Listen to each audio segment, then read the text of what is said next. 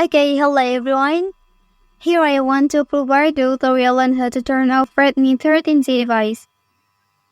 Okay, let's go to the tutorial. Well, if you try to turn off your phone, and then it doesn't work like this, and then you can do this way. First thing first, please open the settings menu. Okay, and then here, please type Google Assistant in the search field. And then you can click this one. After that, you can turn off this option. Okay, and then now you can press and hold power button. And then you can select power off here.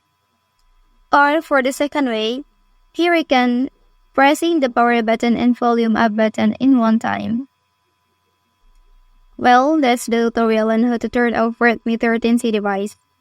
If you are helped by this video, don't forget to like and subscribe to get other information from this channel.